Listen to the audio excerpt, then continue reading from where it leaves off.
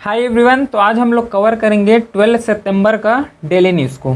आज जो है 12 सितंबर है और जितना भी न्यूज़ रहा है, जो इम्पोर्टेंट न्यूज़ हैं, उसको हम लोग यहाँ पे कवर करेंगे। ये जो पूरा लेक्चर होने वाले हैं, जो करंट अफेयर जो न्यूज़ हैं, ये पूरा डेडिकेट होने वाले हैं डिफेंस एग्ज़ाम के लिए, क्योंकि डिफेंस एग्ज़ाम के ओरिएंटेशन और डिफेंस एग्ज़ाम को ध्यान में रखते हुए पूरे इस करंट अफेयर्स को डिज़ाइन किया हुआ है, जो कि इम्पॉर्टेंट हो सकते हैं CAPF-SC, CDS, NDA, AFCAT, air force XY group का और इंडियन कोस्ट गार्ड का। जितना भी डिफेंस एग्ज़ाम है उसके लिए ये जो न्यूज़ है डेली इनिशिएटिव का, ये एप्लीकेबल होगा। अगर कोई भी डाउट रहता है तो व्हाट्सअप नंबर दिया हुआ है, मैसेज कर सकते हो। और इसका जो स्लाइड है टेलीग्राम चैनल में अपलोड हो जाएगा जैसे ये वीडियो अपलोड होता है यूट्यूब में। तो क्लियर है क्या? अगर कोई डाउट रहता है तो नंबर भी दिया हुआ है। चलो फिर बढ़ते हैं अब न्यूज़ की तरफ। और आज का जो न्यूज़ है, Swachh Vayu Survekshan award are organise every year by ministry of environment, forest, climate change. This year भी ऑर्गेनाइज किए हैं। तो सबसे पहले क्या याद रखोगे, स्वच्छ सर्वेक्षण, जो स्वच्छ वायु सर्वेक्षण अवार्ड है, कौन ऑर्गेनाइज करते हैं? पहली बात ये रखोगे कि ministry of environment, forest and climate change, और ये हर साल ऑर्गेनाइज किए जाते हैं। क्योंकि अगर इसी को स्टेटमेंट में पूछ दिए कि हर साल ऑर्गेनाइज किए जाते हैं कि मंथली ऑर्गेनाइज किए जाते हैं, या फिर मिनिस्ट्री ऑफ इन्वायरमेंट ऑर्गेनाइज करते हैं, या दूसरा ऑर्गेनाइजेशन है, या फिर दूसरा डिपार्टमेंट वो ऑर्गेनाइज करते हैं, तो क्या है, स्टेटमेंट बेस्ड क्वेश्चन भी पूछ लेते हैं और फैक्ट्स बेस्ड भी क्वेश्चन यहाँ से बन सकता है। क्लियर है? तो देखो, इसके रेस्पेक्ट में अगर डिटेल में पढ़े तो इसको 3 कैटेगरी में डिवाइड किए हुए हैं। सबसे पहले कैटेगरी देख लो। कैटेगरी जो है 3 कैटेगरी में इसको डिवाइड किए हैं। एक होता है 10 लाख से पॉपुलेशन, 3 लाख से पहले स्टार्ट कर लो, पहले 3 लाख, उसके बाद 3 लाख से 10 लाख जो पॉपुलेशन होगा, फिर 10 लाख से जिसका ज़्यादा पॉपुलेशन होगा। मतलब 3 कैटेगरी में पॉपुलेशन के बेस में इसको डिवाइड किए हैं। जो फर्स्ट पॉपुलेशन होगा वो क्या होगा, ओवर 10 लाख है ना, 10 लाख से ज़्यादा होगा पॉपुलेशन।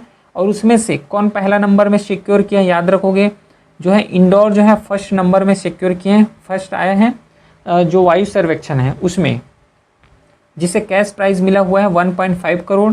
फिर उसके बाद जबलपुर है जिसे 1 करोड़, फिर आगरा एंड सूरत जिसे 25 लाख यहाँ पे कैश अवार्ड दिए गए हैं। तो कैटेगरी 1 में कौन सा कैटेगरी आता है, जिसका पॉपुलेशन 10 लाख से ऊपर हो और वो क्या हो कि स्वच्छ वायु जो सर्वेक्षण है उसमें ज़्यादा से ज़्यादा भागीदारी निभाए हो, या फिर वायु को जो एयर पॉल्यूशन उसको कम करने में ज़्यादा से ज़्यादा इनिशिएटिव लिए हैं। तो कैटेगरी 1 हो गया, जिसमें से इंदौर फर्स्ट है, जबलपुर, फिर आगरा एंड सूरत थर्ड में है। फिर जो सेकंड कैटेगरी आता है वो है 3 लाख से 10 लाख जो पॉपुलेशन है उसके बीच। उसमें से जो फर्स्ट अवार्ड मिला हुआ है वो है अमरावती को, जिसे 75 लाख कैश प्राइज़ है। झांसी एंड मुरादाबाद जो सेकंड है, फिर अलवर जिसे थर्ड प्राइज़ मिला है। ठीक है, ये सेकंड कैटेगरी हो गया। अब आते हैं थर्ड कैटेगरी, जिसका पॉपुलेशन 3 लाख से कम है। तो किसको अवार्ड मिला हुआ है, ये देवास को मिला हुआ है जो कि 37.50 लाख, फिर पुरवानो को मिला हुआ है, फिर अंगुल को मिला है।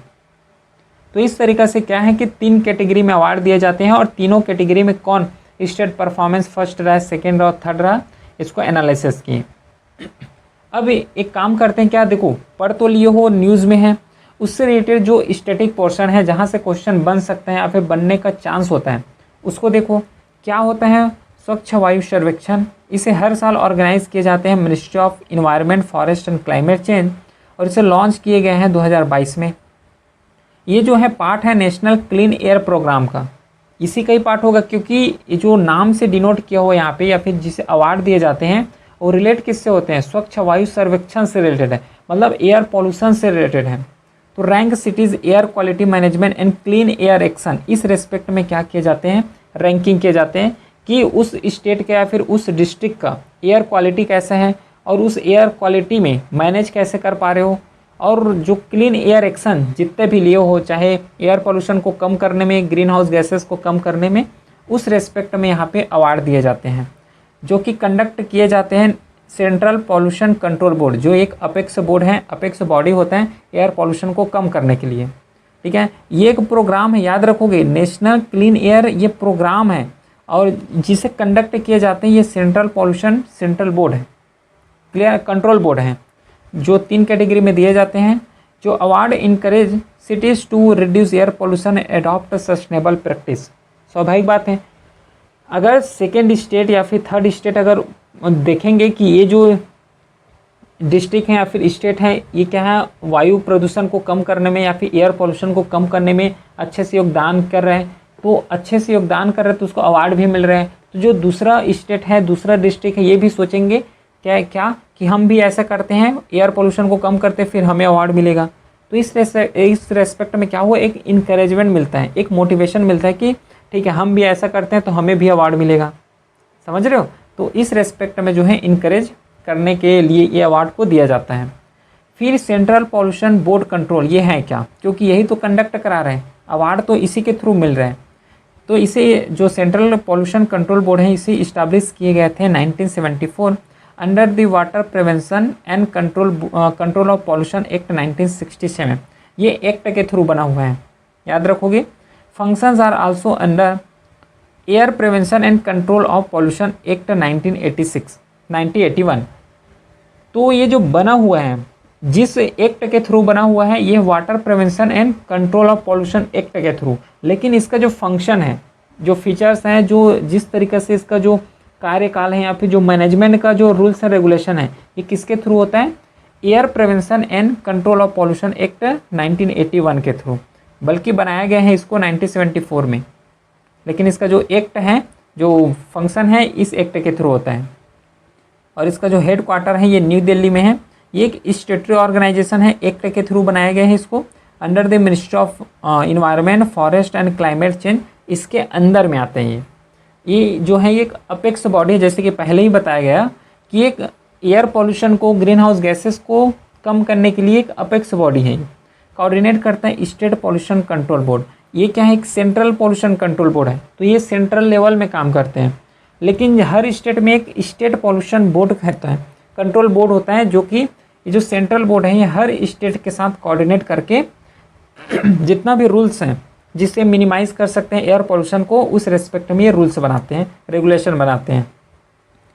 Conduct environment monitoring, air and water quality assessment and research, इस सब चीज़ में ये क्या करते हैं, ध्यान देते हैं कि कैसे रिसर्च करें, रिसर्च करके कैसे हम लोग एयर पोल्यूशन को कम कर सकते हैं, उसका क्वालिटी को एक्सेस करते हैं, असेसमेंट करते हैं कि क्या जो वाटर है ये पीने लायक है कि नहीं है, क्या एक स्टैंडर्ड फॉर्म होना चाहिए कि वाटर का, कि उसको ह्यूमन कंजप्शन करे तो उसको हार्म ना पहुँचे।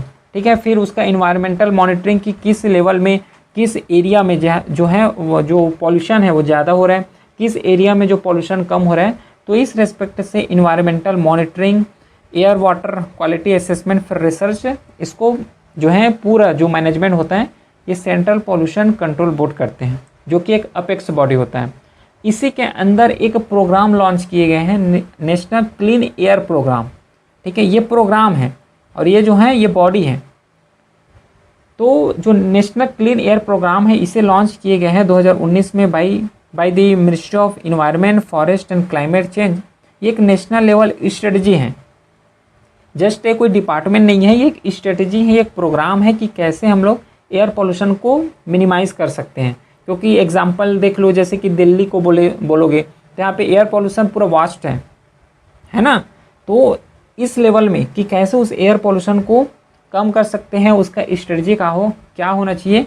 तो इस रेस्पेक्ट से नेशनल क्लीन एयर प्रोग्राम है, इसको लॉन्च किए गए। इसका जो टारगेट है कि 20 to 30% रिडक्शन करना। ये जो पीएम है इसका मतलब होता है पार्टिकुलर मैटर। ठीक है, पार्टिकुलर मैटर जो कण है, एक सूक्ष्म कण बोल सकते हो इसको। PM 2.0 इसका डायमेंशन को बताते हैं, या फिर PM 10 हो गया, लेवल बाई 2024। बेस ईयर किसको कंसीडर किए हैं, 2017 कि 2017 बेस ईयर है, उसके रेस्पेक्ट से हमें 20 to 30% रिडक्शन करना है PM 2.5 एंड PM 10 को। क्लियर।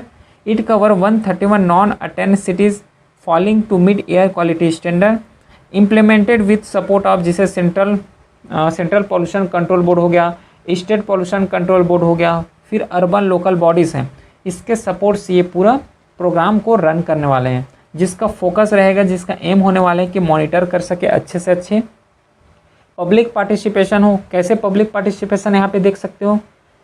पब्लिक पार्टिसिपेशन ऐसे हो कि जो बाइक चला रहे हो उसको क्या करना चाहिए, रिन्यूएबल एनर्जी वाले, जैसे कि अभी इलेक्ट्रिक स्कूटी आ रहे हैं, इलेक्ट्रिक बाइक आ रहे हैं, इलेक्ट्रिक कार हैं, तो उसके थ्रू पार्टिसिपेशन हो। डीजल पेट्रोल से जो भी चल रहा है कार बाइकें, तो उसको कंजप्शन कम करो, ठीक है। चाहे एसी का रेस्पेक्ट ले लो, क्योंकि एसी से भी तो पॉल्यूशन हो रहा है। रेफ्रिजरेटर जो फ्रिज है वहाँ से भी तो पॉल्यूशन हो रहा है, जैसे कि फ्रिज से क्लोरोफ्लोरोकार्बन निकल रहे हैं, ठीक है। सिटी एक्शन प्लान की एक सिटी बना रहे हो तो एक प्लानिंग के थ्रू बनाओ कि मैनेजमेंट हो सके। अगर कहीं पे फायरिंग हो रहा है, फायरिंग बोलता हूँ, अगर फायर लग रहा है, आग लग रहा है, तो एक अलग से उसका चैनल हो, ठीक है। तो एक हर चीज़ के रेस्पेक्ट से एक प्रॉपर प्लानिंग हो, कैपेसिटी बिल्डिंग हो। तो इस तरीके से जो नेशनल क्लीन एयर जो प्रोग्राम है, इसका जो मेन फोकस ये रहा है। क्लियर है, समझ आ गया? पूरा न्यूज़ डिटेल में बताया हूँ इसको, है ना, हर एक पॉइंट को डिस्कस किए। अगर यहाँ से क्वेश्चन आता है तो आई होप कि सॉल्व कर लोगे, टिक कर लोगे। फिर अब देखते हैं नेक्स्ट न्यूज़, जो कि सेलिब्रेटिंग 5 ईयर ऑफ प्रधानमंत्री मत्स्य संपदा योजना, क्योंकि ये भी अभी न्यूज़ में रहा है। 5 साल इसको कंप्लीट हुए हैं, तो जब 5 साल या फिर 10 साल 15-20 ऐसे जब कंप्लीट होता है ना, तो ये न्यूज़ क्या है, थोड़ा इंपॉर्टेंट हो जाता है। तो सबसे पहले ये देखो कि प्रधानमंत्री मत्स्य संपदा योजना है क्या। इसे लॉन्च किए गए थे 2020 में by the government of India. इसका इम्प्लीमेंटिंग एजेंसी कौन है, जो डिपार्टमेंट इसको इम्प्लीमेंट करते हैं, वो है ministry of fisheries, animal husbandry and dairying. और जिसका एम है कि जो ब्लू रिवॉल्यूशन है through sustainable fisheries. Blue revolution किसके रेस्पेक्ट से, जैसे कि ऑरेंज रिवॉल्यूशन होता है, ग्रीन रिवॉल्यूशन होता है, वाइट रिवॉल्यूशन होता है। तो ये जो ब्लू रिवॉल्यूशन है, ये फिशरी सेक्टर के लिए लाए गए थे कि फिशरी सेक्टर या फिर ओशियन में फिश का प्रोडक्शन ज़्यादा से ज़्यादा हो। वाइट रिवॉल्यूशन जैसे मिल्क के लिए लाए थे। तो पूरा रिवॉल्यूशन पता है ना। तो ब्लू रिवॉल्यूशन जो है फिशरी सेक्टर से रिलेटेड है। इसका जो टारगेट रखे हैं कि डबल फिश एक्सपोर्ट होगा, डबल फिशर इनकम आएगा। ये देखो, ये तो कॉमन सेंस है। अगर डबल फिश अगर एक्सपोर्ट कर रहे हो, ज़्यादा फिश का अगर एक्सपोर्टिंग होगा तो उसका इनकम है, फार्मर नहीं, यहाँ पे फिशर्स का जो इनकम है ऑटोमेटिकली इंक्रीज हो जाएगा। रिड्यूस करना है पोस्ट हार्वेस्ट लॉसेस। तो ये जो है इसका मेन टारगेट है प्रधानमंत्री मत्स्य संपदा योजना में। जो ये कवर करने वाला है, एक तो मराइन का and inland fishery and aquaculture जो है, इसको ये टोटली कवर करने वाले हैं। जो टोटल आउटले हैं 20,050 करोड़, जो 2020 से 2025 के लिए रन होगा। इसका जो प्रमोट्स है, एम्प्लॉयमेंट प्रमोशन होगा, क्योंकि अगर ज़्यादा से ज़्यादा एक्सपोर्ट कर रहे हो फिशरीज़ का, तो फिशरीज सेक्टर में क्या है, एम्प्लॉयमेंट जनरेशन ज़्यादा होगा, इंफ्रास्ट्रक्चर ऑटोमेटिकली बूस्ट होगा, प्रमोट्स हो जाएगा, फिर वैल्यू चेन जो है डेवलपमेंट यहाँ पे क्लियर हो जाएगा। तो जो प्रधानमंत्री संपदा योजना, ये पूरा डिटेल इसके रिस्पेक्ट में रहा है, क्योंकि इससे 5 साल अभी क्या हुआ, कंप्लीट हो रहे हैं। अगला, Emmanuel Macron has appointed Sebastien Lecornu as a new prime minister of France. तो ये रहा इसका इमेज। ये जो इमैनुअल मैक्रोन है, ये क्या है, वहाँ का वो है, प्रेसिडेंट है, फ्रांस के प्रेसिडेंट हैं। और ये जो ये बना है अभी, जो न्यू पीएम अपॉइंट हुए हैं फ्रांस। तो लोकेशन याद रखोगे, ये अफ्रीका कंटिनेंट है, ठीक है। अफ्रीका कंटिनेंट के जस्ट ऊपर ही अपने को दिखेगा फ्रांस। क्लियर है? यहाँ पे देखो, ये एशिया है, एशिया कंटिनेंट है, ठीक है। तो यही रहा पूरा फ्रांस, ठीक है। लोकेशन याद रखोगे। चलो, अच्छा, अब एक काम करते हैं। सबसे पहले क्या है, फ्रांस न्यूज़ में है, फ्रांस का न्यू पीएम बना है। ये तो याद रखोगे ही रखोगे कि कौन जो है पीएम बना है फ्रांस का। अब इससे रेस्पेक्ट थोड़ा फ्रांस के बारे में समझ लेते हैं, क्योंकि यहाँ पे क्या है कि मैपिंग बेस्ड क्वेश्चन भी पूछ लेते हैं। और एक चीज़ और बताना भूल गया, स्टार्टिंग में बताना था कि अब से क्या करेंगे कि हर एक मैप बेस्ड क्वेश्चन यहाँ पे लाएंगे, ठीक है। जो है क्लास के इन में मैप बेस्ड क्वेश्चन यहाँ पे डिस्कस करेंगे। कोई भी अगर प्लेसेस न्यूज़ में है, ठीक है, प्लेसेस जो है न्यूज़ में है, तो उसको हम लोग यहाँ पे डिस्कस करेंगे। जिससे क्या मिलेगा, जियोग्राफी जब पढ़ोगे तो जियोग्राफी में कई क्वेश्चन ऐसे आते हैं, mostly question map based question आ जाते हैं, तो उसको हैंडल करने में, उसको सॉल्व करने में ज़्यादा बूस्ट होगा, ठीक है। तो फ्रांस का जो कैपिटल पेरिस है, और इसका जो करेंसी होता है ये यूरो है। अभी का प्रेसिडेंट जो है मैक्रोन है। इसका जो लैंग्वेज है फ्रेंच ऑफिशियल लैंग्वेज है, और वेस्टर्न यूरोप में है, क्योंकि ये यूरोपियन कंट्री है पूरा। देखो, ये यूरोप है, तो अगर इसको दो में नहीं डिवाइड नहीं कर सकते इसको, ये वेस्टर्न कंट्री है, तो इस साइड को क्या बोलोगे, ईस्ट बोलोगे, और इस साइड को क्या बोलोगे, वेस्ट। तो ये क्या है, वेस्टर्न साइड में है, ठीक है, वेस्टर्न यूरोप में आता है। जो फेमस रिवर है इसका सेन है। हाईएस्ट माउंटेन अगर देखे जाओगे तो अल्प में एक माउंटेन पड़ता है माउंट ब्लॉन्ग, माउंट ब्लैंक बोल लो, ये है। और इसका जो गवर्नमेंट है ये semi unitary semi presidential Republic है। क्लियर। अब इसमें ये नहीं बताने वाला कि यूनिटरी क्या होता है, सेमी प्रेसिडेंशियल रिपब्लिक क्या होता है, ये सब अभी पॉलिटिकल इनिशिएटिव चल रहे हैं CAPF पे, है ना, तो वहाँ पे क्लियर बता चुका हूँ, ठीक है। फिर मेजर ऑर्गेनाइजेशन का हेड क्वार्टर कहाँ है, जैसे कि यूनेस्को का हेड क्वार्टर क्या है, पेरिस में ही है ना। OECD का हेड क्वार्टर क्या है, पेरिस में है। इंटरपोल जो फ्रांस में, इसका भी हेड क्वार्टर क्या है, पेरिस में ही है। याद रखोगे, अगर इससे रिलेटेड क्वेश्चन पूछता है हेड क्वार्टर से, तो एटलीस्ट यहाँ न्यूज़ में है, तो न्यूज़ को तो कवर कर लो, ठीक है।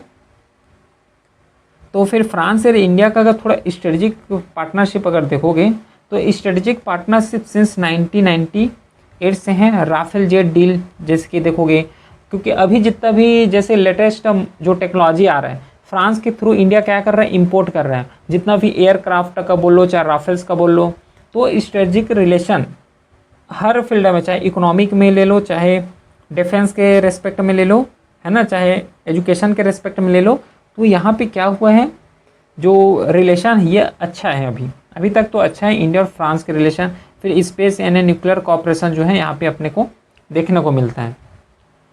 डिप्लोमेटिक टाई अगर देखोगे तो 1947 से हम लोग 1947 से यहाँ पे ट्रेस कर सकते हैं। डिप्लोमेटिक टाई का मतलब होता है कि ये वहाँ के कंट्री का प्रेसिडेंट इंडिया में विजिट कर रहे हैं, तो वहाँ पे कुछ क्या है, इंडिया के रेस्पेक्ट में या फिर अपने रेस्पेक्ट में कल्चरल एक्सचेंज हो रहा है, तो इस रेस्पेक्ट में क्या होता है, डिप्लोमेटिक टाई इसी को बोलते हो। France was among the first to support independence India, है ना, डिप्लोमेसी जिसे बोलते हो। तो फ्रांस ने सपोर्ट किया इंडिया एक इंडिपेंडेंट होना चाहिए, ये फ्रांस ने सपोर्ट किया 1947 में। स्ट्रेटेजिक पार्टनरशिप डिस्कस कर चुके हैं कि ये 1998 से चला आ रहा है। डिफेंस के रेस्पेक्ट में बात करोगे तो जैसे कि राफेल फाइटर जेट डील है, ज्वाइंट नवल एक्सरसाइज वरुण हो गया। वरुण किसके साथ कंडक्ट करते हैं, फ्रांस के साथ। एक्सरसाइज शक्ति हो गया, है ना। एयर एक्सरसाइज जो है गरुड़, ये भी फ्रांस के साथ ही तो कंडक्ट करते हैं। फिर स्पेस के रेस्पेक्ट में अगर बात करोगे तो इसरो CNES कॉरपोरेशन जो 1964 का है। फिर ज्वाइंट सैटेलाइट मेघा ट्रॉपिक जो सरल है। तो इस सब रेस्पेक्ट से अगर देखोगे तो इंडिया और फ्रांस का जो रिलेशन है वो कोऑपरेटिव है, ठीक है, उतना ज़्यादा टेंशन नहीं है लाइक पाकिस्तान चाइना, ठीक है। तो ये तो रहा पूरा डिटेल। तो थोड़ा ये तो वन लाइनर न्यूज़ है, लेकिन उसके जो स्टैटिक पोर्शन आ गए तो उसको भी कवर कर ले तो ज़्यादा इजी हो जाएगा। जैसे यहाँ पे एक्सरसाइज के बारे में लिखा है, तो एक्सरसाइज अगर पता रहेगा तो टिक मार्क करने में ज़्यादा इजी हो जाएगा। और अगर रिसेंट अगर डेवलपमेंट देखोगे इंडिया और फ्रांस के रेस्पेक्ट में, तो चीफ गेस्ट जैसे कि 2024 में फ्रांस के जो PM है उसी को इनवाइट किए गए थे, जो ओवरऑल जो है 6 टाइम यहाँ पे ओवरऑल हो गया कि आते। न्यूक्लियर के रेस्पेक्ट में न्यूक्लियर सिविल कॉपरेशन एग्रीमेंट 2008। फिर trade, France is among India top 10 trading partner in EU। तो इस रेस्पेक्ट में हम लोग अगर देखें, ओवरऑल अगर देखें तो कोऑपरेटिव हैं, ठीक है। Next news, Israel first OECD country to sign a bilateral investment treaty with India. क्या है ये OECD और ये क्या होता है बायलैटरल इन्वेस्टमेंट ट्रीटी, इसको तो करंट अफेयर्स में है, पढ़ लोगे। इजराइल ने OECD के through bilateral investment treaty sign किया है इंडिया के साथ, ये तो पढ़ ही लोगे, सभी पढ़ रहे हैं। लेकिन इसका स्टैटिक पोर्शन क्या है, क्योंकि ये अगर ना पूछे तो और ये पूछ दिए तो OECD के बारे में पूछ दिए, OECD का फुल फॉर्म क्या है अगर FCAT में पूछ दिए, एयरफोर्स में पूछ दिए, तो क्या लिखोगी। तो इसके रेस्पेक्ट में थोड़ा टॉपिक तो पता हो एटलीस्ट। तो OECD का जो फुल फॉर्म होता है organisation for economic cooperation and development, ये इसका फुल फॉर्म होता है, जिसे फाउंड किए गए थे 1961 में। जो इसका हेड क्वार्टर है पेरिस फ्रांस, अभी पढ़े हैं। चाहे यूनेस्को का हेड क्वार्टर देख लो, चाहे OECD का हेड क्वार्टर देख लो, ये फ्रांसी में है। इंटरपोल का भी फ्रांस में है। टोटल मेंबर कंट्री अभी 38 है एज ऑफ 25 में। और नेचर अगर देखोगे तो international economic organisation of mostly developed nation, ठीक है। मोस्टली जो यहाँ पे कंट्री मिलेगा ये डेवलप्ड नेशन मिलने वाले हैं। और ये इंटरनेशनल इकोनॉमिक ऑर्गेनाइजेशन है। अगर किसी को लोन चाहिए, अगर कहीं पे फाइनेंस इमरजेंसी हो रहा है तो वहाँ पे ज़रूरत है, तो इस रेस्पेक्ट में क्या है, ये इकोनॉमिकली डेवलपमेंट के नाम से इसको हम जान सकते हैं, जो कि मोस्टली यहाँ पे डेवलप नेशन है। और इसका जो एम है यहाँ पे है प्रमोटिंग इकोनॉमिक ग्रोथ, है ना, stability, free trade and improve living standard. तो ये क्या है, इसका एम है। जो कि इंडिया का स्टेटस अगर देखोगे तो India not a member but a key partner. Partner अलग चीज़ होता है, मेंबर अलग चीज़ होता है, ठीक है।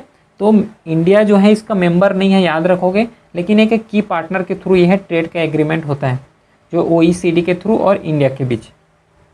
जो ऑफिशियल लैंग्वेज है इसका इंग्लिश और फ्रेंच है। ऑफिशियल लैंग्वेज को थोड़ा याद रखना, क्योंकि जैसे कि SCO का हो गया, SCO से रिलेटेड जो ऑफिशियल लैंग्वेज है उससे क्वेश्चन आ चुका है, तो थोड़ा लैंग्वेज को याद रखोगे। फिर अब देखो, ये तो हो गया OECD के थ्रू इंडिया ने ज्वाइन किया है, क्लियर, ये तो समझ आ गया। लेकिन अब ये बताओ कि बायलैटरल इन्वेस्टमेंट ट्रीटी ये क्या होता है, ये भी तो न्यूज़ में है। तो मीनिंग अगर देखोगे तो an agreement between two country to promote and protect investment made by investor of either country. क्या बोल रहे हैं यहाँ पे प्रोटेक्ट करना है इन्वेस्टमेंट। अगर ये यहाँ पे ए कंट्री है, यहाँ पे बी कंट्री है, अगर ए कंट्री के पर्सन अगर बी कंट्री में क्या कर रहे हैं, इन्वेस्ट कर रहे हैं, चाहे स्टॉक एक्सचेंज में बोलो, चाहे कुछ भी फील्ड में बोलो, अगर ये इन्वेस्ट कर रहे हैं तो ये इन्वेस्ट कर रहा है तो इसका मनी कहीं फ्रॉड में ना चले जाए, ठीक है, या फिर कहीं और कुछ ना हो जाए, या फिर गवर्नमेंट की तरफ से कोई ऐसा रूल्स ना आए कि जो इन्वेस्टर का मनी है उसको लॉसेस हो। तो इसका जो इंटरेस्ट है उसको प्रोटेक्ट करना इस कंट्री का क्या हो जाता है, एक जिम्मेदारी हो जाता है। तो ये एग्रीमेंट साइन होता है जिसे हम लोग बोलते हैं बायलैटरल इन्वेस्टमेंट, क्योंकि यहाँ पे इन्वेस्टमेंट होगा, ठीक है। An agreement between two country to promote and protect, देखो protect investment made by investor of either country. तो इंडिया फर्स्ट BIT जो बायलैटरल इन्वेस्टमेंट ट्रीटी है किसके साथ हुआ है, यूनाइटेड किंगडम 1994 के साथ हुआ है। सपोज अगर ये कंट्री जो है बायलैटरल इन्वेस्टमेंट ट्रीटी नहीं कर रहे हैं तो इसका क्या होगा, अगर ये कंट्री ए है और यही कंट्री बी है, अगर ये क्या कर रहे हैं, ए कंट्री जो है बी कंट्री में इन्वेस्ट कर रहे हैं, अगर ए कंट्री का ये जो है बी कंट्री में इन्वेस्ट कर रहा है, अगर सपोज इसका मनी जो है लॉस हो गया, फ्रॉड हो गया, और ये बायलैटरल इन्वेस्टमेंट ट्रीटी नहीं किए, तो बी कंट्री का उतना ज़्यादा एज क्या है, जिम्मेदारी नहीं होगा कि उसको प्रोटेक्ट कर सको। अगर वही चीज़ अगर ये कॉपरेशन हुआ है, इन्वेस्टमेंट ट्रीटी हुआ है, तो शायद एक लेवल तक, एक हद तक क्या है, उसका मनी को वापस कर सकते हैं, या फिर उसका जो मनी है उसको प्रोटेक्ट कर सकते हैं। तो ये एक इम्पॉर्टेंट चीज़ है। तो फर्स्ट जो बायलैटरल इन्वेस्टमेंट ट्रीटी हुआ है इंडिया के साथ, वो कौन सा कंट्री है, यूनाइटेड किंगडम है, जिसे 1994 में इंक्लूड किए हैं, जिसका पर्पस होगा प्रोवाइड प्रोटेक्शन अगेंस्ट एक्सप्लोरेशन। ये देखो यहाँ पे लिखा हुआ है unfair treatment and the discrimination. जो ग्लोबल काउंट है ओवर 2500 बायलैटरल ट्रीटी साइन है वर्ल्ड वाइड। तो वर्ल्ड में पूरा 2500 जो है बायलैटरल इन्वेस्टमेंट ट्रीटी अभी तक साइन हो चुके हैं। इंडिया का एक्शन देखोगे, टर्मिनेटेड मोस्ट ओल्ड बायलैटरल जो ट्रीटी हुआ है अराउंड 2016-17, मतलब यहाँ पे जो बायलैटरल एक्शन हुआ है तो क्या है, जितना भी ओल्ड है, पुराना हो चुका है, तो उसको यहाँ पे इंडिया ने सस्पेंड कर दिए हैं, टर्मिनेट कर दिए हैं, क्योंकि अभी 2025 चल रहा है। और वो जो बायलैटरल इन्वेस्टमेंट हुआ है तो अगर बहुत ज़्यादा पुराना है तो उसे क्या है, उस रेस्पेक्ट से बनाए होंगे। जो बहुत ज़्यादा पुराना है तो उसे उस सिचुएशन के हिसाब से इन्वेस्टमेंट या फिर ट्रीटी किए होंगे। लेकिन अभी क्या है 2025 है, तो 2025 आते तक हर रूल्स चेंज हो जाएगा, हर रूल्स जो है, हर रेगुलेशन क्या है, चेंज हो जाएगा। तो इस रेस्पेक्ट में क्या है, जो ओल्ड है उसको हटा दिए हैं, क्योंकि जब फ्रेश इन्वेस्टमेंट आएगा, फ्रेश जो है हर चीज़ आएगा, तो रूल्स एंड रेगुलेशन के हिसाब से होगा। तो क्या है, ईज ऑफ डूइंग हो जाएगा बिजनेस का। जो रीज़न इसका है कि to align with global model BIT 2026 with give more policy space to government, new negotiation on going with country like, अभी जो हो रहा है US के साथ हो रहा है, इसराइल, फिर EU, फिर other country under the revised model में, ये नेगोशिएशन में है अभी। नेक्स्ट कंट्री जो बायलैटरल इन्वेस्टमेंट जो ट्रीटी साइन कर सके उसके साथ नेगोशिएट हो रहे हैं इंडिया के द्वारा। क्लियर है, समझ आए ये न्यूज़। चलो नेक्स्ट देखो, prime minister Narendra Modi inaugurated combined commander conference 2025 कहाँ पे, कोलकाता में हुआ है, ठीक है। तो न्यूज़ याद रखोगे। और जो थीम रहा है इस साल का वो है year of reform transforming for the future. ये क्या रहा है, थीम रहा है। है क्या ये। सबसे पहले अब ये देखो, न्यूज़ तो कवर हो गया कि कंबाइंड कमांडर्स कॉन्फ्रेंस जो है कोलकाता में हेल्ड हुआ है, प्रधानमंत्री मोदी ने इसको इनॉर्गेट किया है, ये न्यूज़ है। लेकिन ये बताओ कि है क्या ये कंबाइंड कमांडर कॉन्फ्रेंस, होता क्या है। एक तो ये है कि इसके थीम बेस्ड क्वेश्चन पूछ लेते हैं, या फिर एक हो सकता है कि कहाँ इनॉग्रेट हुआ ये पूछ लेंगे, या फिर एक बनता है कि कंबाइंड कमांडर कॉन्फ्रेंस होता क्या है। अगर इसी को अगर स्टेटमेंट में पूछ दिया तो फिर वहाँ पे दिक्कत हो जाएगा। अगर इसको पढ़ के जाते हो, अगर यहाँ से क्वेश्चन आता है तो एटलीस्ट ऑप्शन एलिमिनेशन तो कर पाओगे, ठीक है, अगर ज़्यादा टफ बना रहे तो। और इजी आता है तो अगर नॉर्मल भी जनरल ओवरव्यू लेके जाते हो इसका डिस्क्रिप्टिव पोर्शन को तो ईजिली कवर कर लोगे। ये जो कंबाइंड कमांडर कॉन्फ्रेंस हैं, ये एक अपेक्स लेवल मीटिंग होता है टॉप मिलिट्री लीडर का। जैसे कि हर फील्ड में होता है ना, चाहे आर्मी का बोल लो, चाहे एयरफोर्स का बोल लो, चाहे कोस्ट गार्ड का बोल लो, जो टॉप मिलिट्री कमांडर है, टॉप जो उसका लीडरशिप होता है, तो उसका एक क्या होता है अपेक्स लेवल होता है। इंडिया का top military leader, participation of army का होता है, नेवी, एयरफोर्स प्लस सीनियर जो कमांडर हैं उससे, जो चेयर करते इसे prime minister of Modi. Real इसे पहले डिफेंस मिनिस्टर करते थे, लेकिन अभी इसे प्राइम मिनिस्टर करते हैं। जो इसका एम है कि to discuss national security, defence preparedness, jointness among services. तो क्या है इससे रिलेटेड, क्योंकि नेशनल सिक्योरिटी के बारे में अच्छे से अच्छा कौन बता पाएगा, जो डिफेंस फोर्सेस में वही तो बता पाएंगे अच्छे से कि डिफेंस प्रिपेयर कैसे करना है, कहाँ पे कौन सा ऑपरेशन लगाना है, उसके बारे में पूरा डिस्कशन करने के लिए डिफेंस सिक्योरिटी को ही बुलाते हैं, ठीक है। तो जो स्टार्ट किए गए थे as an annual event now held once every few year at different location, not only in Delhi, ठीक है। ये हर साल होने वाले हैं, once every few year at different location. Delhi just Delhi capital है तो दिल्ली में हो ऐसा नहीं है। रिसेंट ट्रेंड अगर देखा जाए इसमें तो इंक्लूडिंग ब्रेनस्टॉर्मिंग ऑन थ्रेटराइजेशन। तो इससे क्या होता है, जैसे कि अभी नक्सलिज्म का बात कर लो, ठीक है, चाहे मिलिटेंसी का बात कर लो, जो थ्रेट पहुंचा रहे हैं, चाहे रिसेंटली पहलगाम अटैक का, चाहे कठुआ अटैक का, है ना, पुंछ अटैक का। तो इसमें जो रिसेंट ट्रेंड देखने को मिल रहे हैं, जो थ्रेट पहुंचा रहे हैं नेशनल के सॉवरेनिटी इंटीग्रिटी को, तो उस रेस्पेक्ट में बात हो रहा है। Cyber and space security and future warfare, है ना, तो क्या क्या फ्यूचर में वारफेयर हो सकता है, तो इस रेस्पेक्ट में जो ट्रेंड अभी देखने को मिला है। समझ आ गया news. Next, Indian meteorological department, यहाँ पे वर्ल्ड टैलेंट रैंकिंग 2025 यहाँ पे क्या किए गए हैं, लॉन्च किए गए हैं, जो रैंकिंग है रिलीज़ किए गए हैं। ये IMD इंडिया के रेस्पेक्ट में इंडिया मेट्रोलॉजिकल डिपार्टमेंट है, लेकिन वर्ल्ड के रेस्पेक्ट में अलग होता है, ठीक है। देखो, इंडिया ने अपना स्कोर जो है पोजेस किया है कितना, 63 प्लेस। लास्ट ईयर कितना था, 58 था, with an overall score of 36.06 ये स्कोर रहा है। कंटिन्यूइंग इस downward trend compare to previous year, पिछले साल से भी ये क्या है कम ही रहा है। मतलब अगर एक ट्रेंड देखोगे तो ट्रेंड क्या है पूरा डिक्लाइनिंग दिख रहा है अपने को, ठीक है। जो टैलेंट इंडेक्स रिपोर्ट रिलीज़ किए हैं उसमें से इंडिया का जो परफॉर्मेंस है बहुत लो हो रहा है, और प्रीवियस ईयर से भी क्या है पूरा कम होते ही चले जा रहे हैं। तो क्या है ये जो रिपोर्ट है वर्ल्ड टैलेंट रिपोर्ट, इसे रिलीज़ किया जाता है IMD world competitive centre, competitiveness centre जो स्विट्ज़रलैंड बेस्ड हैं, जो स्टार्ट किए गए थे इसे 2014 में। इसका मेन है कि एसेस करना है कि development, attract and retail talent, ठीक है, ये टैलेंट बेस्ड हैं। तो टैलेंट को यहाँ पे क्या करना है, डेवलप, अट्रैक्ट और रिटेन टैलेंट, इस बेस में एक्सेस करते हैं उसका एबिलिटी को, जो कि 3 पिलर में पूरा बेस्ड होता है। एक investment, second development, appeal and readiness.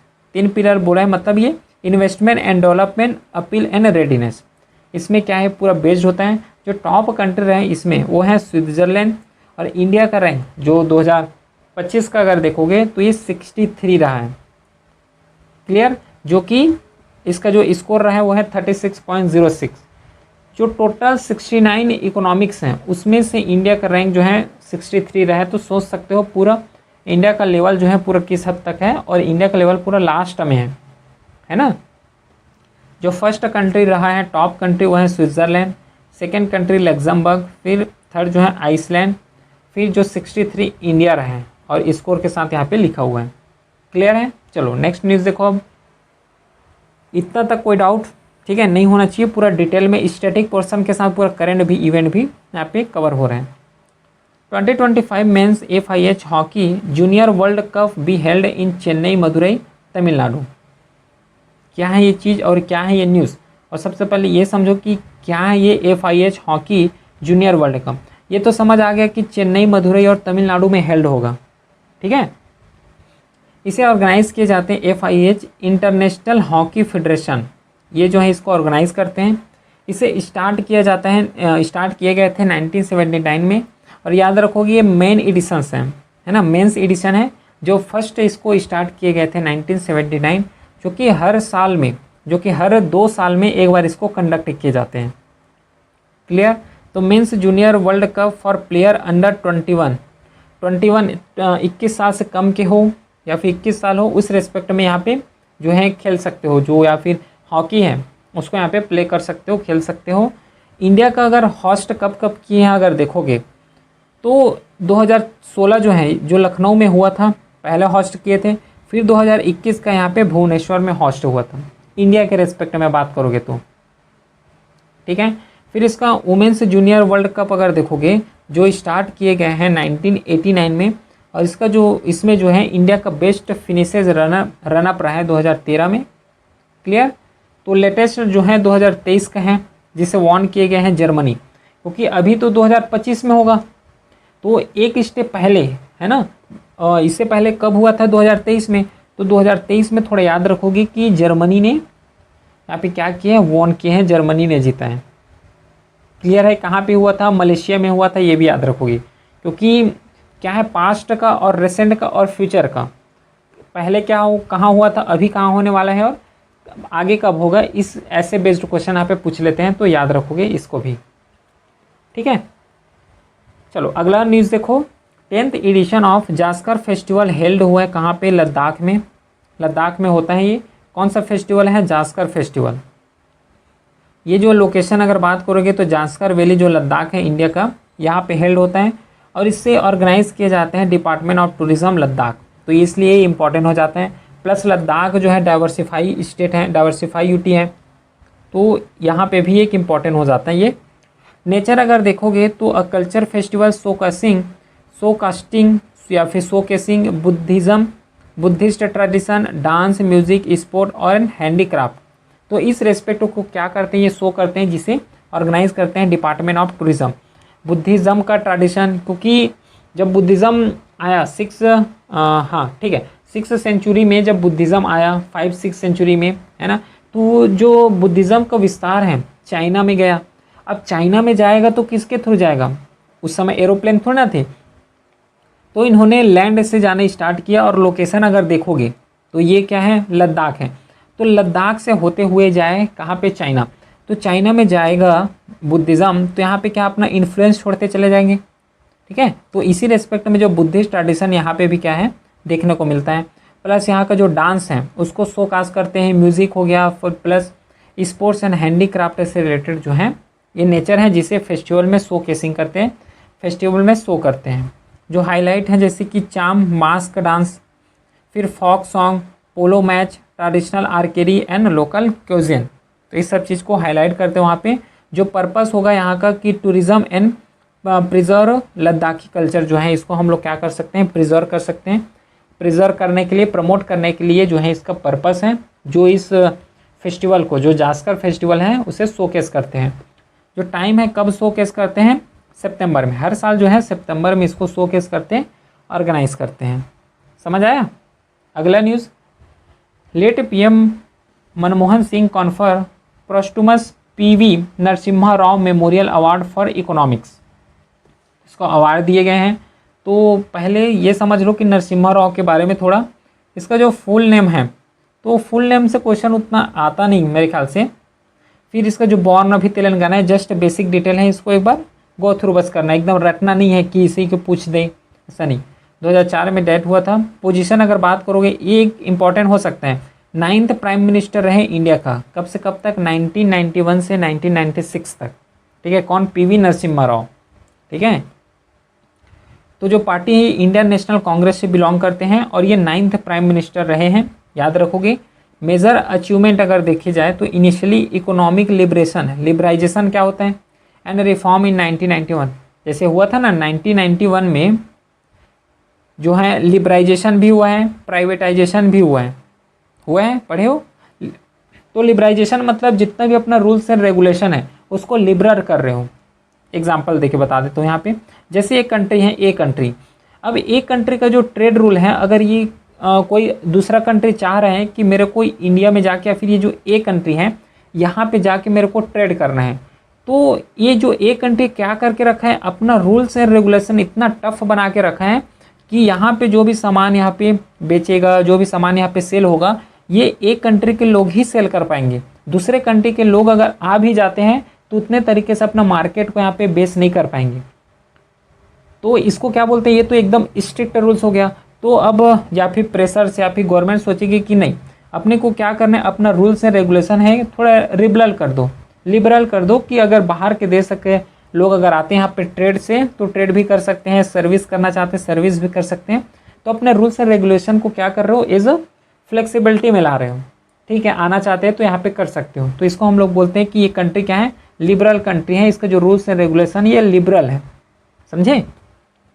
Reform जो 1991 में आया, फिर एलपीजी जो रिफॉर्म बोलते हैं ना, लिबराइजेशन, प्राइवेटाइजेशन, फिर ग्लोबलाइजेशन, ये सब 1991 में ही तो हुआ है, प्रेशराइज हुआ है। इंडिया में प्रेशर डाले गए, जैसे कि वर्ल्ड बैंक हो गया है ना, मॉनेटरी आईएमएफ हो गया, ठीक है, वर्ल्ड बैंक के साथ आईएमएफ हो गया, क्योंकि ये वर्ल्ड का क्या है, एक पावरफुल और लोन देते हैं यही कंट्री, ये जो ऑर्गेनाइजेशन है। जैसे अभी के रेस्पेक्ट में क्या है, श्रीलंका में जो क्राइसिस हुआ तो यही तो लोन दिए थे, प्लस इंडिया के थ्रू भी लोन प्रोवाइड हुआ है उसको। अदर रोल अगर देखोगे तो known as a father of Indian economic reformer, इसी को कंसिडर करते हैं, पीवी नरसिम्हा राव को father of Indian economic reformer, also serve as a foreign minister, home minister ये भी सर्व कर चुके हैं। लेजेसी अगर देखेंगे तो strength India global economic integration, reduce physical deficit and introduce new industrial and trade policies. तो इस रेस्पेक्ट से इसका थोड़ा लेजेसी हम लोग यहाँ पे कवर कर सकते हैं, समझिए। चलो अगला देखो, नेक्स्ट न्यूज़ है, UP has launch the first ever farm stay investment scheme to promote agri tourism in India. क्या होता है ये फार्म स्टे, तो याद रखोगे कि कौन से स्टेट ने लॉन्च किया है, तो यूपी। देखो क्या होता है ये farm stay, a tourism concept where visitor stay on working farm and experience rural life, इसको हम बोलते हैं फार्म स्टे। ठीक है, कि फार्मिंग जो फार्म है या फिर ये देखो फार्मिंग फार्म है तो यहाँ पे रुकोगे, मान लो अगर स्टे कर रहे हो तो क्या पूरा रूरल लाइफ को कैसे हैं, रूरल लाइफ हर चीज़ के बारे में क्या है यहाँ पे पता चल जाएगा, क्योंकि उस तरीके से इसको डिज़ाइन किए गए हैं, उस तरीके से इसको फार्म किए गए हैं। तो ये है इसका बेसिकली डेफिनेशन कि फार्म स्टे होता क्या है, कि कोई भी विजिटर आ रहे हैं है ना, तो वर्किंग फार्म जो फार्म चल रहा है वहाँ पे रुक के स्टे करके पूरे रूरल लाइफ को क्या है एक्सपीरियंस कर सकते हैं, जिसका पर्पस है promote agri tourism, rural employment generation होगा। ठीक है, कल्चरल एक्सचेंज, क्योंकि विजिटर आ रहे हैं और जो लोकल रूरल है वहाँ पे, तो उसके बीच क्या होगा, एक कल्चरल एक्सचेंज होगा। एक्टिविटीज जैसे कि फार्मिंग हो गया, animal care, traditional cooking, handicraft, local tour, ये सब देखो ये तो ठीक है एक्टिविटी होगा। फिर एक और यहाँ पे हम लोग लिंक कर सकते हैं कि इससे क्या होगा, जो कल्चर है उसको प्रिजर्व कर पाओगे। ठीक है, क्योंकि फार्मिंग स्टे है, फार्म कर रहे हो वहाँ पे, तो अपना कल्चर को, लैंग्वेज को, फार्मिंग जो प्रैक्टिसेस है उसको प्रिजर्व कर पाओगे, समझ रहे हो, ऑटोमेटिकली वो चीज़ प्रिजर्व हो जाएगा। जो गवर्नमेंट सपोर्ट होता है, ministry of tourism promote farm stay under rural and community based tourism scheme, जो बेनिफिट होगा क्या, बूस्ट होगा फार्मर इनकम को, क्योंकि विजिटर आएंगे तो हर रेस्पेक्ट से सोच सकते हो, जैसे कि हम लोग क्या है विजिट करने दूसरे स्टेट जा रहे हैं तो वहाँ की इकोनॉमी को बूस्ट होगा, वहाँ के हर चीज़ से, चाहे होटल स्टे कर रहे हो तो वहाँ पे जाएगा, प्लस वहाँ से फूड खा रहे हो वहाँ पे जाएगा, क्लोथेस या फिर जितना भी वहाँ पे एक्टिविटी कर रहे हो तो पूरा मनी उस स्टेट में जाएगा, तो ऑटोमेटिकली वहाँ के गवर्नमेंट का तो इकोनॉमी बूस्ट होगा ही होगा, प्लस जो वहाँ पे जो वेंडर हैं है ना, या फिर जो सामान बेच रहे हैं उसको भी वहाँ पे क्या होगा, उसका इकोनॉमी बूस्ट होगा, उसका जो इनकम है वो बूस्ट होगा, plus rural economy, sustainable tourism, तो इस रेस्पेक्ट में सब इसको बेनिफिट मिलने वाले हैं, समझ आया। चलो नेक्स्ट देखो फिर अब doctor Geeta Vani Rayasam assume charge as a new director of CSIR national institute of science communication and policy research. तो इसको याद रखोगे, डॉक्टर गीता वानी रयासम को। ठीक है, तो हमें अपने को पढ़ना है वो है कि ये CSIR क्या होता है, लेकिन इसको भी याद रखोगे कि किसे एज्यूम किए गए हैं या फिर किसको अपॉइंट किए गए हैं। तो CSIR का जो फुल फॉर्म है council of scientific and industrial research, जिसे इस्टेब्लिश किए गए हैं 1942 न्यू दिल्ली में। ये टाइप है क्या, प्रीमियर रिसर्च एंड डेवलपमेंट है ना, R&D है, ऑर्गेनाइजेशन है इंडिया का। तो जो CSIR है ये रिसर्च के बेस ले बनाए गए हैं, रिसर्च प्रॉपरली रिसर्च करेंगे उस बेस में इसको बनाए गए हैं, जो कि ministry of science and technology के अंदर आते हैं। ये जो फोकस एरिया हो गया जैसे कि इंडस्ट्रियल रिसर्च, ठीक है, साइंटिफिक इनोवेशन की कैसे हैं कि हम लोग इनोवेट कर सकते हैं, इनोवेशन के थ्रू मॉडर्न टेक्नोलॉजी के थ्रू आगे बढ़ सकते हैं, प्लस टेक्नोलॉजी डेवलपमेंट, इस रेस्पेक्ट में क्या करते हैं, रिसर्च करते हैं, जो कि इसका एक फोकस एरिया है। जो नेटवर्क अगर देखोगे तो 38 नेशनल लेबोरेटरी है, 39 आउटरीच सेंटर हैं, 3 इनोवेशन सेंटर भी हैं, जो मेजर कंट्रीब्यूशन अभी तक दिए हैं साइंटिफिक रिसर्च के रेस्पेक्ट में, पेटेंट के रेस्पेक्ट में, technology transfer and skill development. तो ये तो रहा CSIR council of scientific and industrial research. अब जो नेक्स्ट न्यूज़ है वो है प्लेसेस इन न्यूज़, क्योंकि हर लेक्चर अब से जितना भी आएगा डेली न्यूज़ का उसमें से प्लेसेस इन न्यूज़ भी कवर करेंगे। तो अभी जो है कातर जो है न्यूज़ में रहा है। India prime minister express concern at the attack in Doha and condemn the violation of sovereignty of कातर।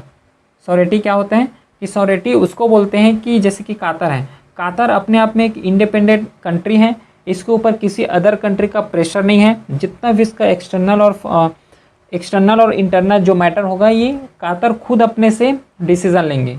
कोई दूसरा कंट्री बोल रहा है कि ऐसा करो तो कातर करे, ऐसा नहीं होगा। तो इसको बोलते हैं कि ये सॉवरेन कंट्री है, ठीक है, अपने आप में एक फुली इंडिपेंडेंट कंट्री है, समझ रहे हो। तो जो इसका कैपिटल है दोहा है, करेंसी यहाँ पे कातरी रियाल होता है, ऑफिशियल लैंग्वेज यहाँ पे अरेबिक है, फॉर्म ऑफ गवर्नमेंट यहाँ पे एब्सोल्युटली मोनार्की है, ठीक है, राजा वाला सिस्टम यहाँ पे चल रहे हैं। फिर इंडिपेंडेंस, ठीक है, यहाँ पे इसको एक बार रीड कर सकते हो, जो इंपॉर्टेंट है उसको मैं खुद ही बता रहा हूँ, ठीक है। बॉर्डर, यहाँ पे बॉर्डर एरिया समझोगी, बॉर्डर किसके साथ शेयर करते हैं, Saudi Arabia, Persian gulf on the rest, ये पूरा क्या है बॉर्डर ये लोग शेयर करते हैं, ठीक है। क्लियर है क्या इतना? एक बार इसको जस्ट अपने लेवल में रीड करोगे। जैसे फ्लैग हो गया मैरून विथ वाइट, तो ये जो है मेंबरशिप का अगर बात करोगे तो UN का मेंबर ही है। OPEC जो है इसका ऑब्जर्वर है। गल्फ कोऑपरेशन काउंसिल के क्या है, ये मेंबरशिप है। तो ये सब मेंबर लिए हुए हैं। तो लोकेशन एक बार देख लो, ये सऊदी अरेबिया है, तो सऊदी अरेबिया से जस्ट कनेक्टिंग है ये। इधर पर्शियन गल्फ है, तो ये क्या है कातर है, जो कि स्टेट कंट्री है, फुली इंडिपेंडेंट कंट्री है। तो इस तरीके से क्या किए, जो प्लेसेस इन न्यूज़ हैं उसको भी हम लोग कवर किए हैं। तो ये तो रहा पूरा डिटेल डेली करंट अफेयर्स, जिससे करंट अफेयर्स ओरिएंटेड से ही पढ़ोगे, ठीक है, जैसे पहले ही बता चुका हूँ। कोई भी डाउट होता है व्हाट्सअप नंबर है, ये इसका जो PDF है यहाँ पे अपलोड हो जाएगा। चलिए फिर मिलते हैं हम नेक्स्ट वीडियो के साथ, तब तक के लिए thank you, have a great day.